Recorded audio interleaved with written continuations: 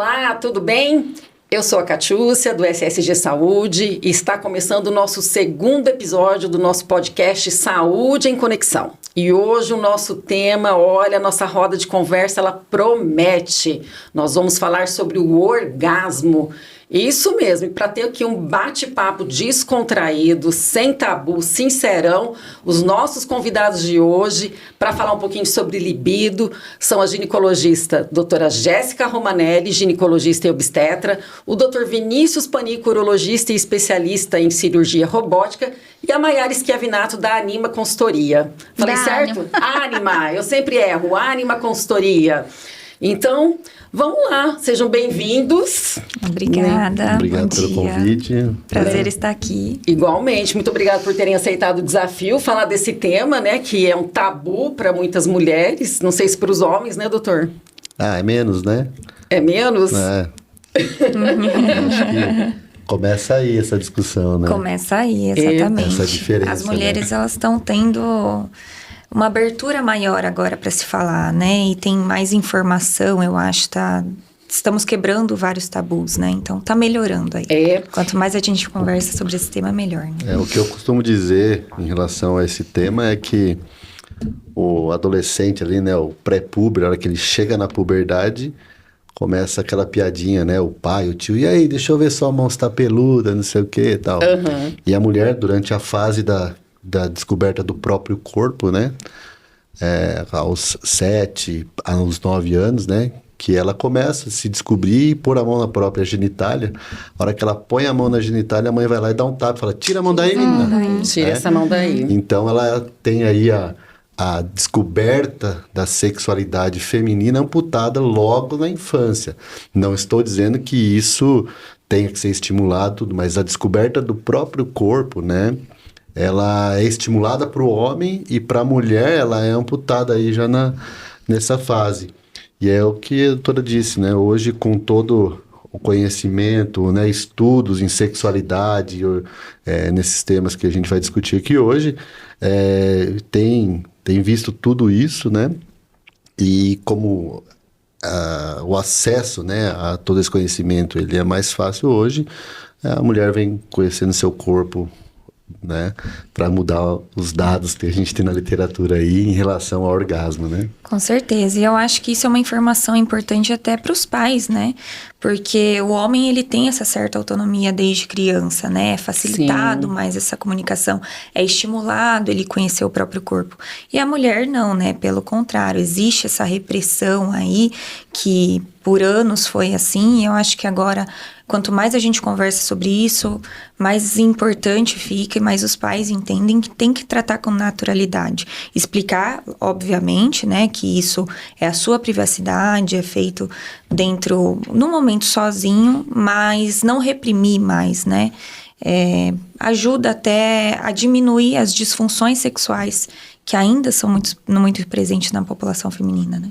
Com certeza, acho que é muito uma questão cultural, que nem a gente conversou aqui, e até mesmo quando o cara sai com várias mulheres, nossa, é o garanhão. A mulher já é vista com olhares totalmente diferentes, né? E até mesmo acho que isso é uma das coisas que muitas têm até mesmo dificuldade em conhecer melhor o seu corpo, chegar naquele ápice, né, que é o orgasmo, e eu acho que essa parte cultural acaba atrapalhando um pouco nisso, apesar da gente estar mudando um pouquinho isso hoje, mas até a ideia dessa conversa é justamente a gente conversar com você que está em casa e fazer aquelas perguntas que você, muitas das vezes, ainda não tem coragem de chegar, seja no urologista, numa ginecologista, e fazer aquela pergunta aberta, né? A gente estava conversando com a Maiara, quando a gente estava preparando aqui o episódio do podcast, de como a sociedade evoluiu, que hoje está um pouquinho mais liberal, até em termos das mulheres se conhecerem. Eu acompanho o Instagram da doutora, do doutor, vi que teve um vídeo essa semana sobre o orgasmo, se o homem ele acaba ejaculando pouco lá. Vi também, doutora, incentivando o uso de lubrificante, né? Mas o quanto que isso diminuiu na nossa sociedade, né, hoje? O quanto das mulheres que procuram a doutora e que têm essa liberdade de conversar sobre a sua sexualidade, de demonstrar que está ali, de repente, passando por um momento complicado ou que tem dificuldade de atingir o orgasmo, né? E para o doutor também, quantos homens relatam queixas, né, que tem essa dificuldade de atingir o orgasmo ou não. Eu vi também no seu vídeo do Instagram que tinha uma pergunta lá voltada para as mulheres, se as mulheres ficariam desconfiadas. Mas a mulher vai junto na consulta do marido? Ah, vai, né? Vai? E vai ter uma postagem no Pente aí falando sobre isso, né? Geralmente a mulher que incentiva e tem que A mulher que arrastar, marca, né? às vezes, né? Porque o homem agora tá mudando muito. Tem até dados, né, que mostram que o homem agora tá começando a agendar suas próprias consultas, fazer mais os exames de rotina. Mas pra mulher isso é muito mais comum. A gente, geralmente, todos os anos faz pelo menos ali o preventivo, aquele check-up geral com a ginecologista. Já os homens, a gente tem que dar aquela empurrada, na maioria das vezes. Eu acho que assim, né, para trazer miúdos, assim, essa questão, a menina, quando tem a menarca, né, que é a primeira menstruação dela, a mãe pega ela, põe embaixo do braço e leva para o ginecologista, para, né, ter toda a orientação, acompanhar, tudo. E deveria ser assim com o homem, né? A primeira gozada do moleque, o pai pegar ele e levar para o médico para ter toda a instrução, né? De prevenção de doenças sexualmente transmissíveis, as infecções sexualmente transmissíveis, né? Toda essa parte. Então, e ao contrário, né? O pai foge do médico. Hoje menos, né? Mas vem mudando esse perfil cultural. Mas deveria ser assim, né? Sim, Para saber se está em dia a vacina do HPV, né? Quando a gente fala em vacina do HPV, na urologia, a gente está falando sobre câncer de pênis, mas a gente fala mais sobre o câncer de colo de útero, né? Sim. Porque, por que o homem tem que tomar se o câncer de colo de útero causado pelo HPV é na mulher? Porque eu estou veiculando a doença, né? Sim. Então, tudo isso, né? Essa orientação deveria ser da mesma forma como é a orientação da menarca, né? Teve a primeira ejaculada, vamos pro médico. Teve a primeira menstruação, vamos pro médico, né? Mas aí você tocou num ponto que agora me fez pensar. Porque assim, eu não fui levada no ginecologista pela minha mãe quando eu menstruei. E eu acho que antes, não sei se agora tá mudando. Eu quero poder fazer isso se eu tiver filha mulher e filho homem, eu quero poder levar tanto em um médico quanto no outro pra ter uma orientação profissional. Mas assim, eu que depois lá da primeira vez fui e agendei a minha consulta com o ginecologista. Minha mãe não levou quando eu passei pela menarca. Porque acho que era um tabu, né, doutora? Não sei se ainda é um tabu para a mulher, né? Tá mudando isso, mas assim, eu sempre incentivo as mães, tem muitas mães que às vezes até têm dificuldade de comunicação, antes da menarca, de explicar para a filha o que é uma menstruação, o que é mudanças do corpo. E eu deixo muito aberto a isso, as minhas consultas. Eu falo, traz a sua filha antes mesmo de menstruar. Eu explico para ela todas as mudanças, o que vai acontecer, a gente conversa sobre menstruação, como lidar com isso, como lidar com as alterações de humor, né? Então, fica uma dúvida até, porque existe um limbo ali, né? Que a criança ela é acompanhada no pediatra até um certo tempo, né? Isso. Existe o herbiatra, mas não é em toda a cidade que tem, não são muitos, que é o que trabalha com os adolescentes. Isso. E aí, a ginecologista, né? E aí, muitas mães, às vezes, acabam não sabendo que dá para levar a menina, a criança, na ginecologista. E vai ser uma consulta, basicamente, de orientações, sabe? Eu até gosto, eu incentivo as mães a levarem. E quando tem a primeira menstruação, então, é fundamental, né? Pra gente conversar sobre tudo isso. Certo. Doutora, para quem está em casa agora, né? Eu vou pedir a explicação da doutora voltada para as mulheres e para o doutor depois para os homens. Qual a diferença entre sexo e sexualidade? Porque muitas vezes as mulheres e os homens acabam confundindo o sexo da sexualidade, né? Muito. Doutora, pode explicar pra gente? Sim, claro. O sexo é o ato em si, né? Pode ser casual, pode ser com alguém fixo. A sexualidade, ela envolve muito mais que isso. É até a forma que a mulher se comunica dentro da sociedade, ela se empoderar a ser esse ser desejante, não mais o ser desejado, né? Que antes a mulher era vista mais como um objeto mesmo, né? Agora não, agora a gente está se apropriando cada vez mais da nossa sexualidade, conhecendo o nosso corpo, tendo autonomia, e essa é a forma que a gente se posiciona, se relaciona com as pessoas, não exatamente ligada com o ato sexual em si. É óbvio que vai influenciar muito como você vai ter essa relação com o seu parceiro, mas é tudo isso, sabe? É como você se impõe dentro do mundo, assim. Certo. E para o homem, ele consegue fazer essa diferenciação, doutor, do que é sexo e sexualidade? Consegue, né? E assim, o sexo, ele é o ato para a perpetuação da espécie, vamos dizer assim, né? É o lobo do homem, né? É o animal. É aquilo que vem para tornar a espécie humana, né, perpétua. Então, ele vem para reprodução. E a sexualidade, né, ela está mais ligada ao cérebro do que ao próprio órgão genital, né?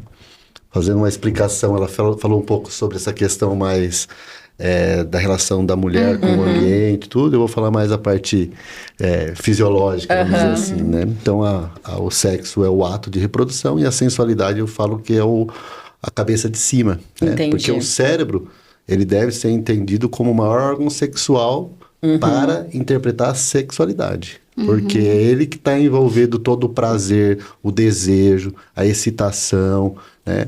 E para o homem, né, o sexo, ele é mais fácil do que para a mulher. Porque para a mulher, ela tem que ter toda a sexualidade para ir para o sexo e chegar às vias de fato, ter o orgasmo, tudo isso começa lá atrás, né? Eu costumo dizer assim, você quer transar à noite, começa com um bom dia. Né? Com bom dia. Eu falo a mesma coisa para as minhas pacientes. Para o homem, né, começa com simples apalpar. Não é ver a mulher tirando a roupa para ir tomar banho. Isso, exatamente. Então, assim, para a mulher, o sexo é mais difícil, tá?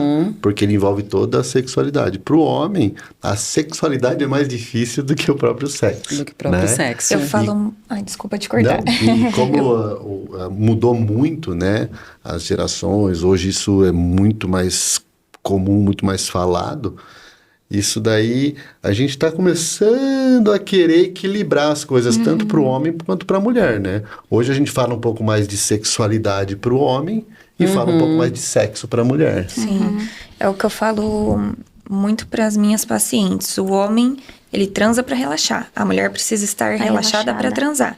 Então, só aí já muda tudo, né? E é muito importante esse entendimento entre a parceria mesmo, né? Até se falar sobre isso mais com o homem, para ele entender que a mulher funciona totalmente diferente, né? E já que você tocou nesse assunto, doutora, acho que é muito válido a gente lembrar que a libido para a mulher é algo totalmente diferente, né?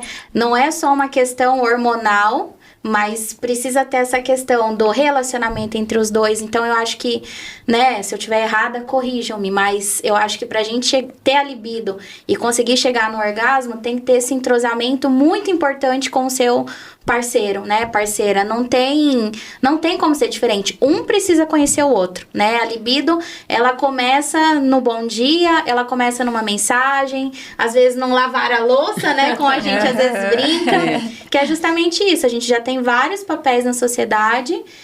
O homem, claro, ele trabalha também, mas nós hoje ocupamos muitas coisas que antes a gente não ocupava. E aí, na hora do vamos ver, a gente também precisa estar relaxada, descansada e o alcançar o orgasmo e ter uma libido boa também depende de todos esses fatores, né? Depende. A libido, ela é multifatorial, né? Então, às vezes, muitas mulheres ainda chegam num consultório, quero ver como estão meus hormônios, porque eu tô sem desejo, né? E é muito importante diferenciar isso também, que às vezes a mulher chega no consultório e fala, minha libido tá diminuída. Mas o que é libido pra você, né? É o desejo que tá diminuído, ou é não conseguir atingir o orgasmo, que são coisas diferentes, são disfunções diferentes também. Mas falando aqui da libido, do desejo, ela é influenciada por diversos fatores, desde o autoconhecimento do corpo. Então, para você saber como sentir prazer com o outro, primeiro você precisa saber aonde você sente prazer, como você sente prazer com você, aonde você gosta mais, qual toque você gosta mais, ou até a forma que fala com você ao longo do dia, o bom dia, no café da manhã que a gente está falando tanto, autoconhecimento, a comunicação com o parceiro. Sim. Então, não só o relacionamento estar bom, mas o sexo não ser aquele assunto tabu, né? Não ser o elefante branco em cima da mesa. Então, essa comunicação é muito importante. Saúde mental é muito importante. Então, as doenças do século hoje, né? Depressão e ansiedade, isso vai influenciar diretamente na libido, tanto do homem quanto da mulher, né? E atividade física, alimentação, hábitos saudáveis, isso impacta diretamente da libido, né? A questão do autocuidado. Sim. Então, tudo isso vai impactar grandemente. Os hormônios também, mas não é a principal causa. É um dos fatores que pode estar alterado e na maioria das vezes não vão ser eles que são os culpados. É o nosso emocional. É o nosso emocional. Tanto do homem quanto da mulher, né, Catiúcia? Porque eu acho que tem uma grande parcela de homem aí com um pouquinho de dificuldade também, né, doutor? Ah, tem, né? Tem? E com vergonha de admitir e procurar um médico às vezes. Cada vez mais novo, né? Cada vez mais novo. A gente estava falando aqui da relação de casais que têm ali já uma conexão, né, do sexo ali e da sexualidade entre casais que têm uma conexão. São fixos, né? Mas e para o casal que não é fixo? Depois a gente vai conversar um pouquinho a diferença entre o orgasmo para a mulher e para o homem. Mas e para aquela mulher que às vezes fez um sexo casual? Né? Será que essa consegue ter um prazer, atingir um orgasmo melhor do que as mulheres que estão ali já comprometidas, que têm os seus parceiros fixos? Isso é muito relativo. Eu acho que é relativo. É relativo. Tem seus pontos positivos e tem seus pontos negativos. Aí, né? De ambos. Porque uma é até o autoconhecimento como casal ali, né? Entender o que funciona mais. Quando é um sexo casual, é aquela coisa que você não entende muito bem. E daí é o importante do autoconhecimento. Você saber o que você gosta para poder direcionar ali numa relação casual. Mas existe a questão do desejo também, pensando na parte da mulher agora, né? Que existe o desejo sexual espontâneo e o responsivo, né? O homem, ele tem esse desejo sexual espontâneo, é o que a gente estava falando aqui. Pensou, tá pronto, né? Viu, tá pronto. O ciclo masculino, ele é questão de minutos. Né? O ciclo hormonal feminino é mensal. É doido, é mensal. Exatamente. Pensar aí, isso daí é o lobo do homem, né? O homem, ele tá pronto a qualquer momento e a mulher, ela tem um preparo, né? Se for pensar na questão do sexo, da reprodução, é isso. A mulher é para ter relação sexual uma vez por mês, né? O homem é a qualquer momento. Qualquer momento. Exatamente. E é isso. E esse desejo responsivo é justamente isso. Você precisa ser estimulada, né? Para vir esse desejo.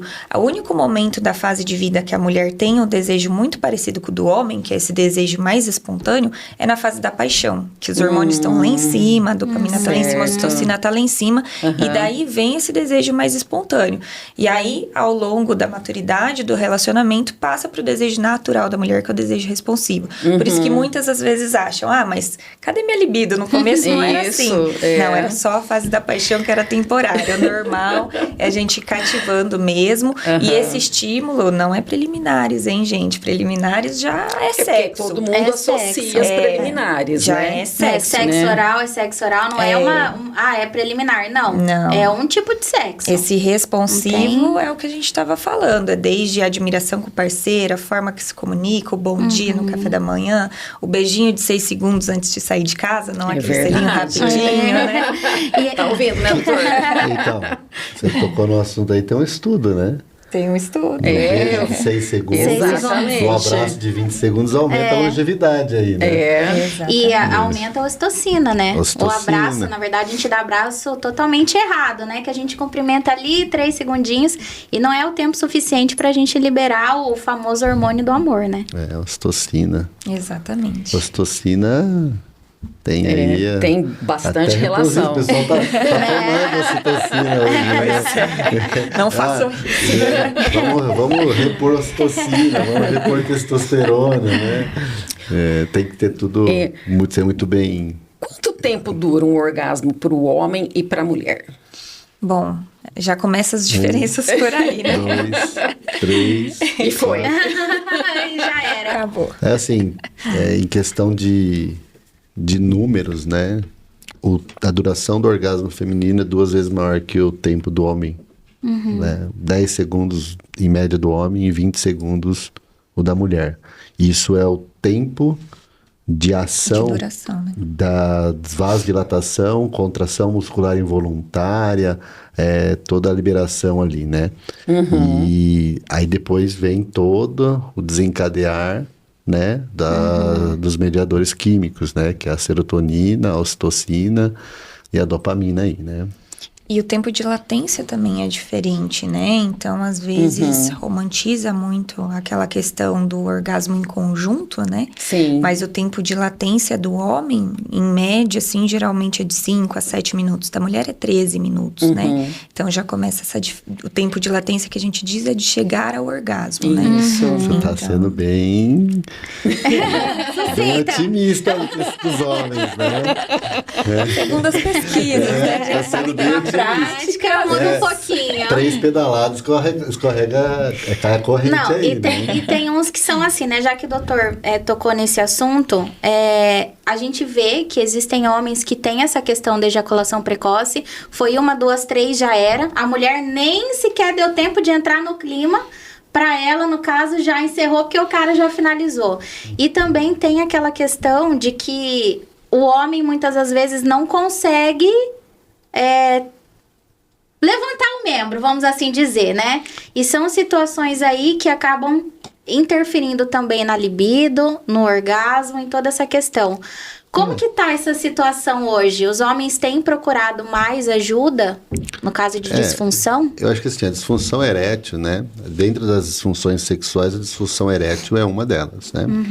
A disfunção erétil, a orgânica, ela é mais comum acima dos 50 anos, tá? Hoje, a gente vê no consultório que a disfunção sexual psicogênica, que é mais comum abaixo dos 40 anos, dos 50 em si, ela é cada vez mais comum por conta dos problemas psicossociais, né? Essas questões da parte psicológica aí, a ansiedade, todos esses transtornos de ansiedade e depressão, né, da população, ela tem aumentado a disfunção erétil no paciente jovem, né? E que na sua maioria é de ordem psicogênica. Né? Ah, mas e aí? O que... Primeiro é uma conversa, fazer uma triagem para ver se não tem nenhuma alteração hormonal, nenhuma alteração laboratorial aí, que a gente chama de alterações orgânicas. E aí, excluída a parte orgânica, a gente vai ficar com a parte psicogênica, né? Terapia, né? Aí precisa ter um encaminhamento. Às vezes a gente precisa entrar com medicamento aí, né? Entre as disfunções sexuais, essa é a disfunção erétil. Aí depois vem a disfunção ejaculatória, né? A ejaculação precoce. Tem os pacientes, é mais raro e até mesmo mais difícil de tratar, são os pacientes que têm anaejaculação. Ele vai e o homem não tem orgasmo, né? Ele não tem, é anaejaculação com anorgasmia, né? Então tem como o homem ejacular sem ter orgasmo? Tem, né? Isso e o pode orgasmo sem ejacular para o homem existe? Existe também. E é mais comum para o homem mais idoso, porque está relacionado às questões do aumento natural da próstata, né? Porque o mecanismo de ejaculação é a contração do colo da bexiga, né? Para o ejaculado não ir para dentro da bexiga e sair. Com o aumento da próstata, isso acaba não acontecendo e ele acaba fazendo uma ejaculação retrógrada. Ele goza para dentro da bexiga ou ele goza ali e não tem pressão para sair, né? Então ele tem um orgasmo. O orgasmo ele tem a sensação, a liberação, né, dos mediadores químicos, mas ele não tem a ejaculação. Então tem. E tem o cara que ejacula sem ter orgasmo. E aí está relacionado à contração muscular, ele acaba tendo que se adaptar aí, e às vezes ele consegue apenas o orgasmo, ele tem o ato sexual, tem relação ali, demora muito, não consegue, e aí ele tem que finalizar às vezes com a mão, né? Às vezes de alguma outra forma para poder atingir o orgasmo. É mais difícil esse paciente. É raro a gente pegar um paciente desse no consultório que não tem orgasmo, mas quando pega também é muito difícil tratar, né? Porque aí a gente vai naquele assunto que a gente falou aí, que o órgão sexual mais importante é o cérebro, né? É o cérebro. E não o cérebro Exatamente. como órgão, sim, tudo que envolve ali, né? Recentemente, na minha clínica, a gente tem uma psicóloga, especialidade em sexologia, né? E eu tive um paciente que não tinha orgasmo, encaminhei para ela, e na verdade ele não tinha orgasmo porque ele não tinha todo o conjunto para ter isso, né? Então ele não tinha triado ainda o caminho das pedras para ele ter o orgasmo, porque ele estava numa crise existencial, uma crise pessoal, não se identificava como tal, entendeu? Entendi. Então, e aí ela ajudou ele a chegar a se encontrar, né? A se encontrar. E na verdade ele era um homossexual e que não tinha ainda se descoberto, né, como homossexual. Ele não aceitava essa condição dele. E aí a psicóloga, a especialista de sexologia, ela ajuda nessas questões, né? E como é libertador, né? Eu acho que para ele, né, porque para a assim, vida, para poder realmente ter saúde, isso né? que é se empoderar da sua sexualidade, né? Exatamente. Porque é aquilo, né? Não é o sexo, é a sexualidade. É a né? sexualidade. Porque provavelmente ele não tem aquela questão de eu não quero ter filho, né? Mas ele também não estava tendo prazer. Sim. Aí conseguiu separar uma coisa da outra e aí então ajudou ele com a questão da sexualidade. Né? Doutora, por que para o homem, eu acho que aí o doutor Vinícius está em desvantagem hoje aqui, né? Porque são 3 mulheres contra um homem aqui, né? Porque a mulher, muitas vezes, até abordando esse aspecto psicológico, ela se sente tão culpada em se dar prazer e sentir prazer. Tem muita queixa disso no consultório? Sozinha, né? Você diz? Assim? Sozinha ou, né? Peraí. Vamos lá.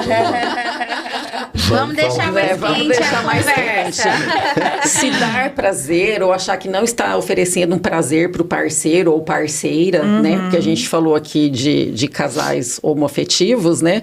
Eu passei um link de uma reportagem para a Mayara que falavam que mulheres lésbicas, elas gozam muito mais do que mulheres hétero, né?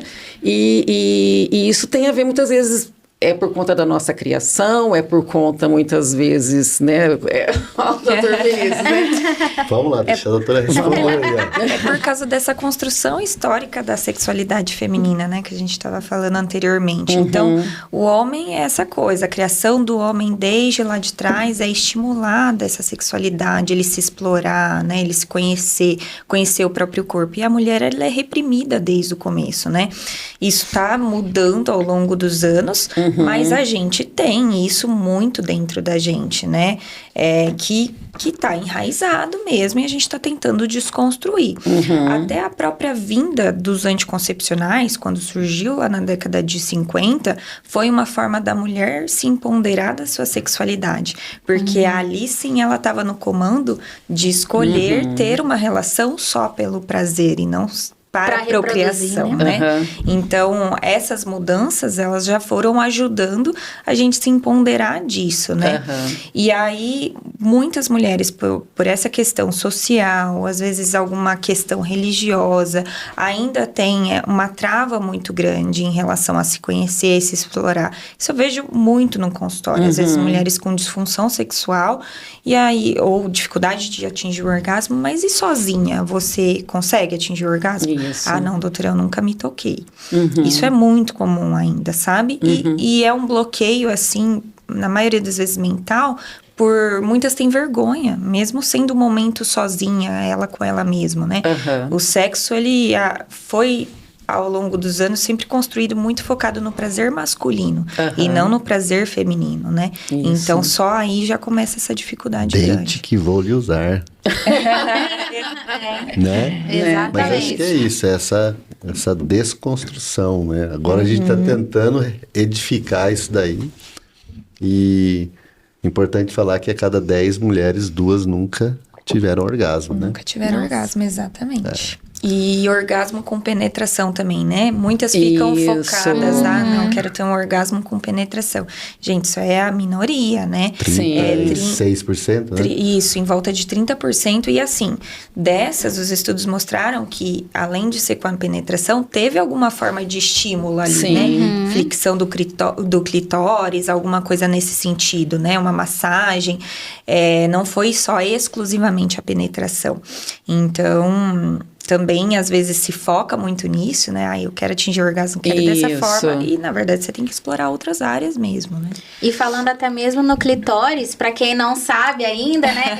É a única parte do corpo destinada ao prazer. Exclusivamente a única função do bichinho ali é prazer. Isso é uma vantagem da mulher em relação ao homem. A mulher tem um órgão exclusivamente para o prazer. O homem já não, né? O clítoris, ele é análogo à glande, né? A cabeça do pênis, né? Então, por que o homem tem o orgasmo na penetração? Porque ele está fazendo a fricção, né? Direta, a né? massagem clitoriana da mulher é a massagem na glande do pênis. Quando ele está penetrando, aquilo lá está tendo a fricção na cabeça do pênis.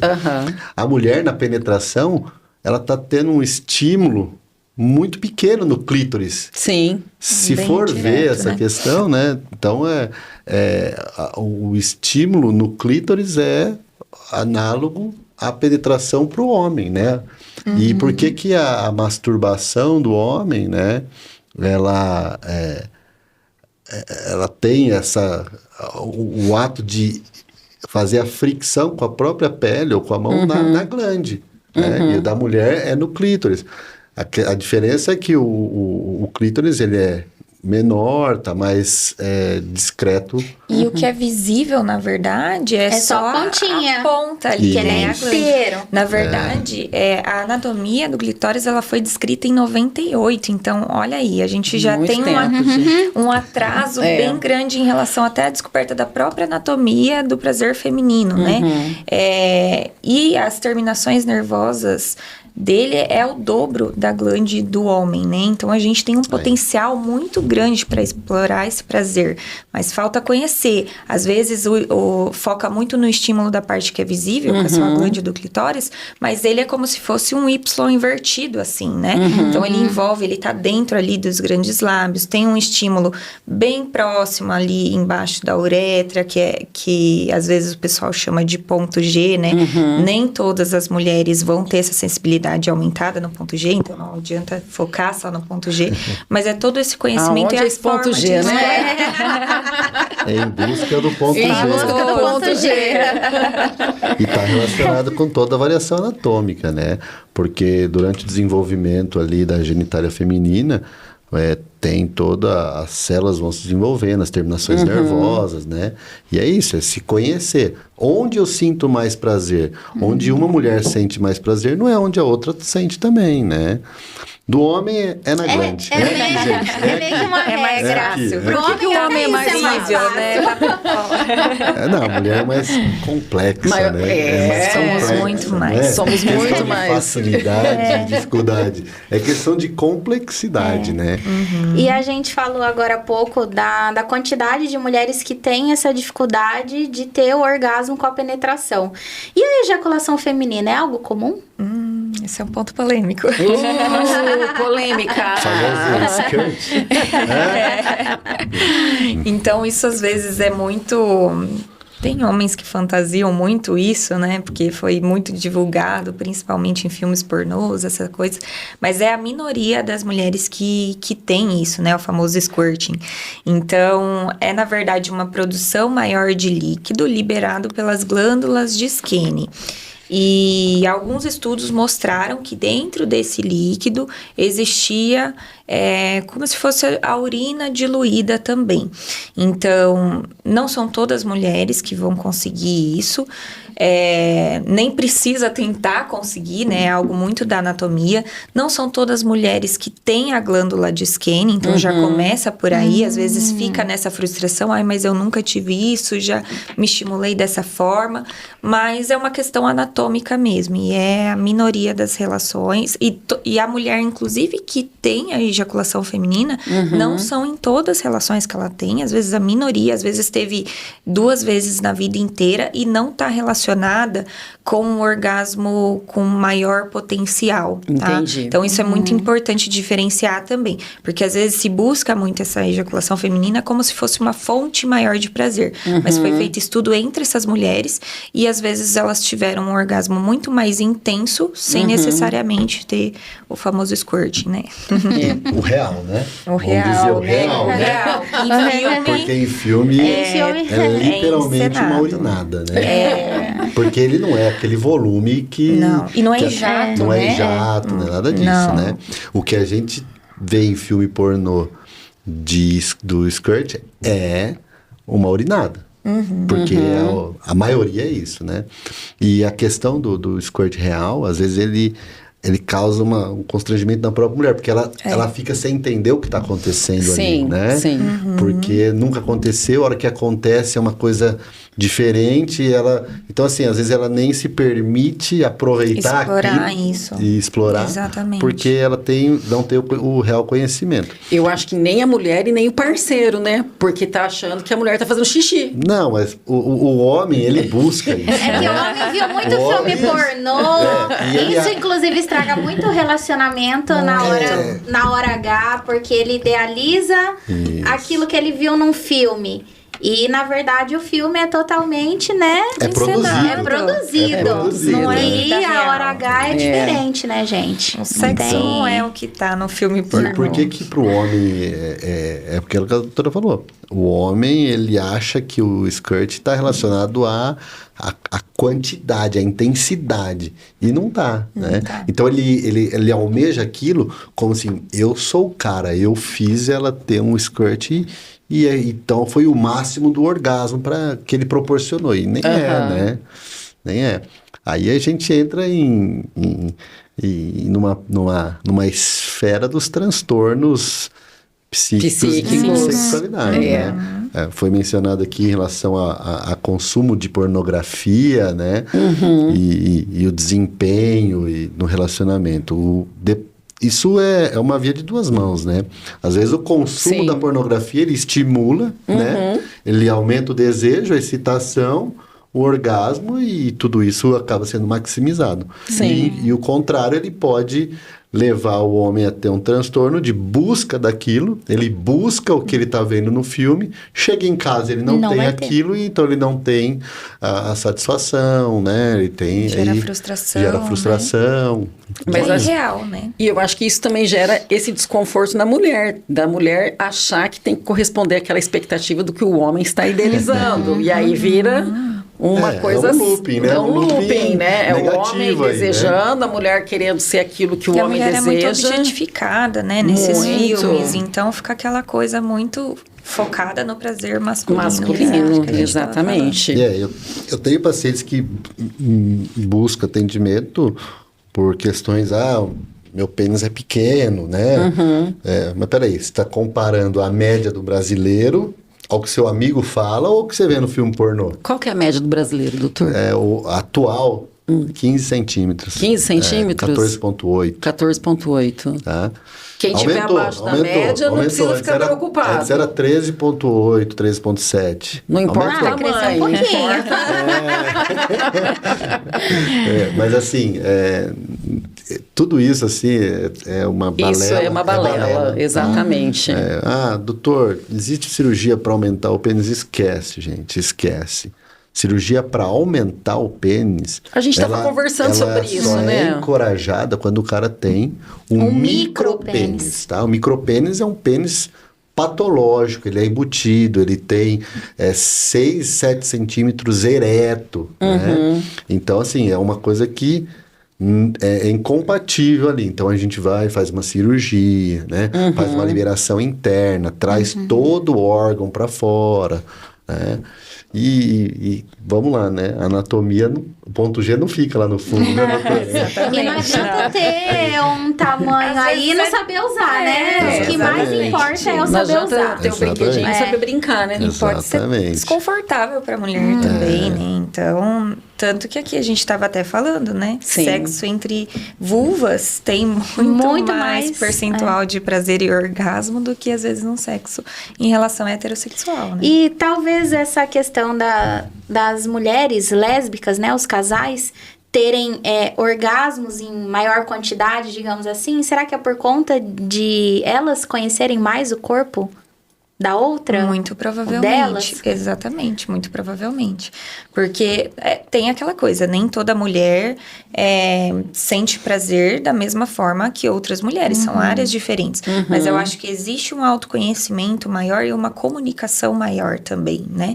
Em que é tudo dentro do relacionamento e dentro da relação sexual ali, né? Falar o lugar que te sente mais prazer, aonde estimula mais. Isso é muito importante. Resumindo, né? Comunicação para quem tá assistindo a gente aí em casa. Fundamental. Comunicação, conhecer o corpo. Se você tem um parceiro, parceira fixa, esse conhecimento mútuo, né? E comunicar realmente o que funciona para você, o que não funciona, o que você gosta, o que você não gosta.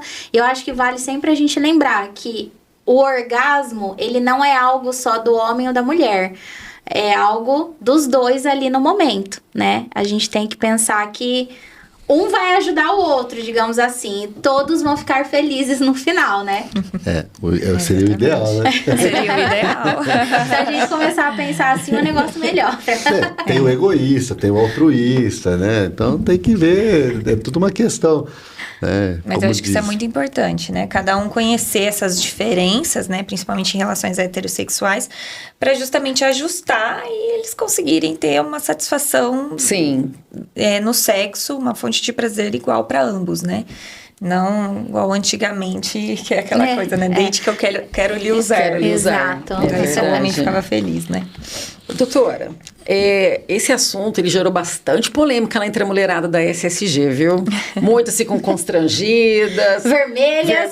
Mas olha, eu tenho certeza que em casa todo mundo vai assistir esse episódio na íntegra. É mito ou verdade? Mulheres costumam ter orgasmos múltiplos? Verdade. Isso faz parte da anatomia do orgasmo feminino, né? Que é algo nosso, né? Estamos em vantagens aí, mulherada. Então, a mulher, ela tem a fase da estação, do platô e a mulher não, né? O orgasmo, isso tanto feminino como masculino. Fase da estação, do platô, depois a resolução. A resolução do homem, ela demora mais, né? Pra até ele estar pronto de novo. A fase da resolução da mulher, ela é muito rápida. Então, às vezes dura, de algumas mulheres, segundos, outras minutos.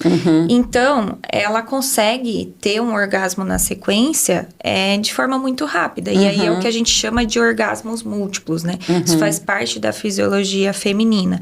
É possível, não é assim, obviamente, também que, eu não tenho orgasmos múltiplos, tem alguma coisa de errada comigo, né? Não é isso. Mas ela tem esse potencial, sim, pela própria fisiologia. Deixando claro aqui, né, como a doutora está colocando, gente, não é um efeito comparativo. Nossa, em toda relação eu vou ter, né? Em toda penetração eu vou ter, em todo ali, porque o sexo começa muito antes da penetração de qualquer coisa, né, doutores? Exatamente. Né? Porque esse efeito comparativo, porque minha amiga teve, porque a minha amiga fez isso, porque minha amiga fez aquilo. A mulher acaba se diminuindo, né? Porque o homem é aquele negócio, né? Procurou lá, nossa, olha, hoje eu fiz o melhor sexo da minha vida, ela vai ficar gamadona. E pra mulher, às vezes, mulher foi nem uma foi porcaria. aquilo, né? Não, nem foi aquilo. Ou acontece o inverso também, né? Eu acho que tem vários... formas disso acontecer e cada pessoa tem que ser entendida como uma individualidade, né? Cada um tem a sua forma, seus desejos, suas fantasias, os seus estímulos, né? Então é uma atmosfera que se cria para chegar, né? Sim. Então cada pessoa tem, e assim, às vezes os pares não são compatíveis para isso, né? Então, isso tem que ser descoberto. ou com a comunicação, ou com a forma como se dá, a fantasia, né? E o local onde se estimula. Tem variação anatômica, tem tudo isso. Então, tem que se conhecer para poder se permitir, né? Explorar maior essa fonte de prazer, né? O segredo é ser prazeroso, né? Isso. Orgasmo e orgasmos múltiplos acabam sendo consequência. Porque você sabe que a mulher, às vezes, ainda tem isso na cabeça, que o sexo é uma obrigação. Né? Que o sexo é uma obrigação. Tem muita queixa no consultório? Ah, porque minha mulher não quer transar comigo, doutor. Tem. Ah, porque minha mulher, nossa senhora, ela trabalha o dia inteiro, dá atenção para os filhos, dá isso, dá aquilo. Que hora que eu vou ter o meu momento? É isso, né? Então, porque para a mulher ainda fica como uma obrigação e não como um prazer, né? A hora que se torna obrigação, deixa de ser Daí, prazeroso. Deixa de ser exatamente. prazeroso. E aí é que também entra a falha de comunicação, né? Sim. Porque às vezes entra uma cobrança, né, pela parte do homem, aí a mulher, a tendência dela é recuar mais ainda. Exato. E se afastar dessa fonte de prazer que pode ser benéfico, é benéfico para ela também, né? Fica negativo, né? A situação fica negativa, né? Fica aquele elefante branco em cima da mesa, não se fala disso para não ter cobrança, e, né? Vira aquele ciclo. E existem algumas técnicas ou coisas que a gente possa fazer para aumentar a libido e a intensidade do orgasmo, tanto na mulher quanto no homem? Vou começar com a doutora. Brinquedinhos, gel. Existe técnicas, tanto as técnicas de exercícios pélvicos, né, que podem ser feitas sozinho, fisioterapia, né? mas a fisioterapia pélvica Que é uma uma aperta e aliada. solta. Esse é o isso. básico. É Tem o uma das aperta e formas. solta, tem o aperta e solta, segura, aperta. Roda. A fisioterapia pélvica, ela é fundamental nesse sentido, né? Porque às vezes a gente tem que, na verdade, identificar qual exatamente está sendo o problema, né? Se é algo de contração involuntária, fisioterapia pélvica ajuda muito. Técnicas de relaxamento, como mindfulness, né? Meditação. Então, até para diminuir essa carga mental, né? Que o problema Sim. da mulher é o quê? Aquela sobrecarga mental, ela lutou contra tudo e todos no dia fora de casa, chegou em casa, ela tá lá em cima, sobrecarregada, não tem espaço, né, pro sexo, pro prazer. Então, técnicas de relaxamento para diminuir, cuidar muito bem da saúde mental, né, tanto tratar doenças como ansiedade e depressão, quanto também ajudar a fazer atividade física regular, que ajuda a diminuir esse estresse normal do dia a dia, né, dormir bem, se alimentar bem. Privação de sono é algo que é totalmente o oposto da libido, né? Então, tem que manter uma rotina aí saudável para a gente conseguir e resgatar essa libido. E pro homem? Pro homem tem que ter técnica para dar uma retardada aí, né? E existe, né? Para poder chegar no equilíbrio aí, né? Mas E quais são essas técnicas? Tem muito homem aí que tá esperando essa técnica aí de milhões. O que os homens podem fazer? Clica aqui embaixo. Clica aqui. Não, é assim, o homem que tem ejaculação precoce, né, e é patológica, existem técnicas de behaviorismo, né, que é de comportamento, onde ele vai se estimular e vai aprender a controlar, né, esse estímulo.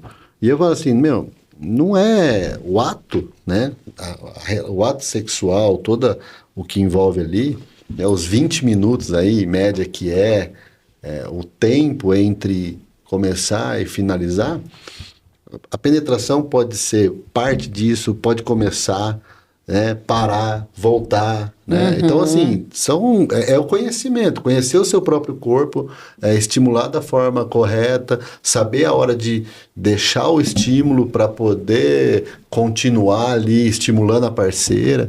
Então, assim, não existe uma receita de bolo. Ô, doutor, mas o papo tá tão bom, né, que acho que vai render outro episódio. Vamos ter que ter outro episódio. Né?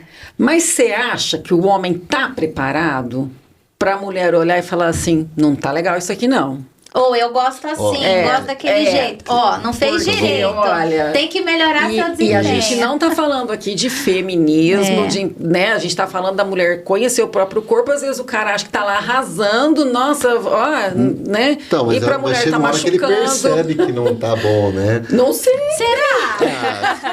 Sei lá. Tem uns que...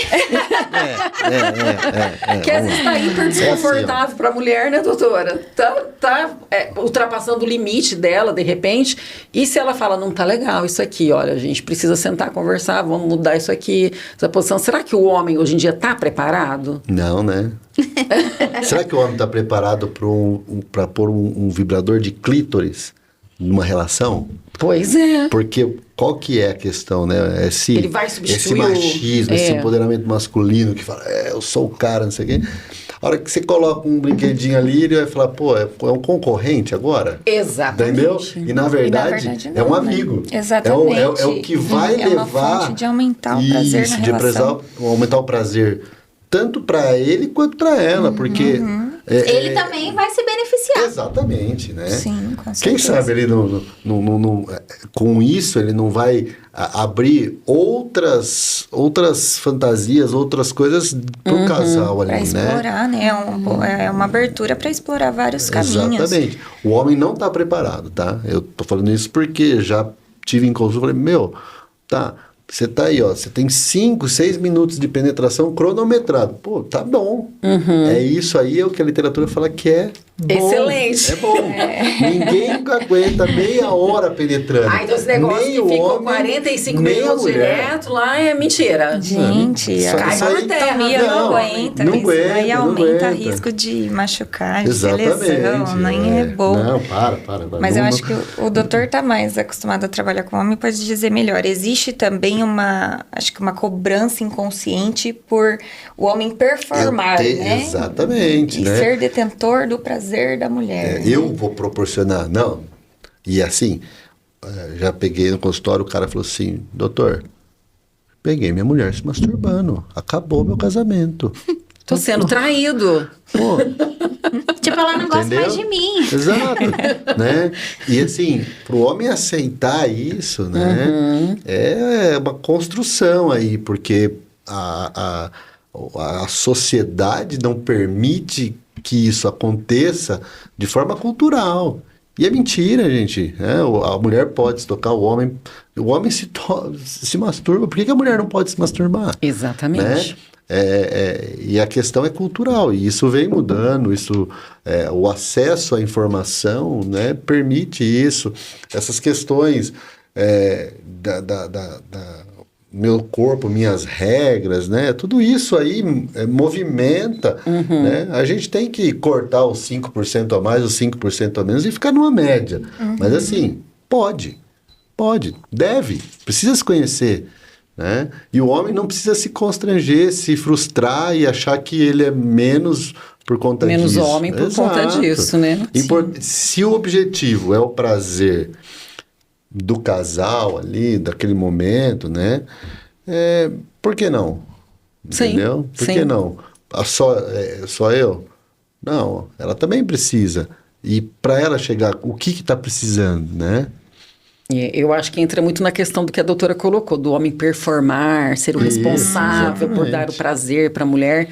E não é isso, né? Ali é a relação de duas pessoas, né? O momento de duas pessoas, né? E tem que ser bom para as duas pessoas, né? Pode ser que um dia seja melhor para um, né, menos ali legalzinho para outro, mas está tudo bem e vai se ajustando, né? Sim. Mas acho que tem que ter esse entendimento. Gente, o papo tá maravilhoso, né? A gente vai ter que encerrar. Vai ter que encerrar. Eu vou abrir aqui o espaço agora para os doutores deixarem as redes sociais para vocês acharem eles lá nas redes sociais, seguirem, tá? Pedir para eles produzirem mais conteúdos desses para mudar aí a cultura, mudar a geração, quebrar tabu, né? Porque é importantíssimo demais. todo mundo se conhecer, tanto o homem quanto a mulher, para que haja esse entrosamento.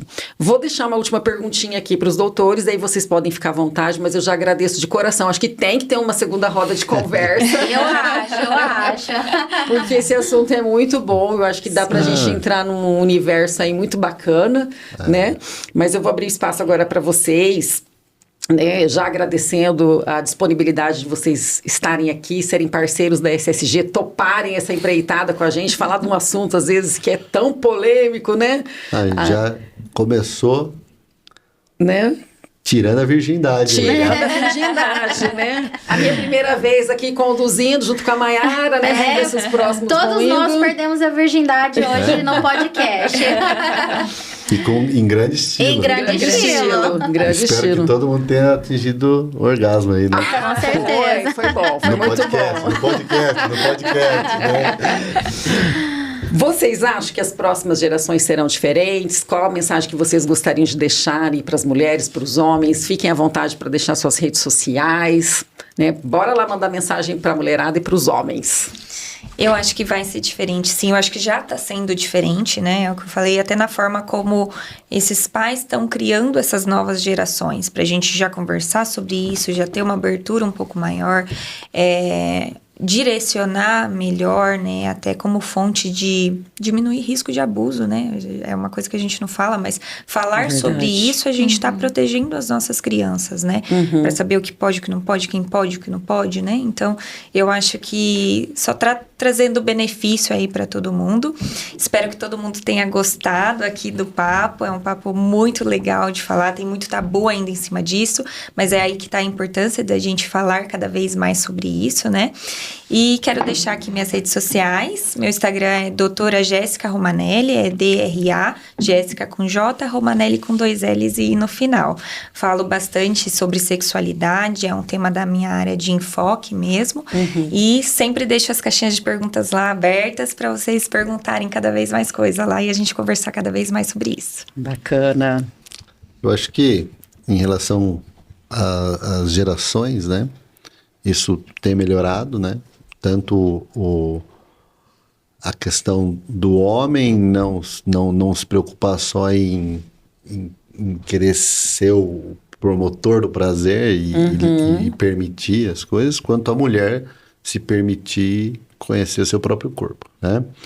Então isso vai melhorar e junto com isso a gente vem o cuidado da saúde em geral, né? Verdade. Porque atrás da busca pelo prazer, né, vem a busca do médico e também vem a busca pela saúde. Então, além de melhorar toda essa questão que a gente está falando da sexualidade, né, tem muita coisa ao redor. Tem a saúde, tem os cuidados, né, a questão dos abusos e tudo mais. Então, eu acho que só tende a melhorar, né? O conhecimento está aí, ele tem que ser exposto da forma correta e com critérios, né? Para que isso venha a orientação da forma correta, né?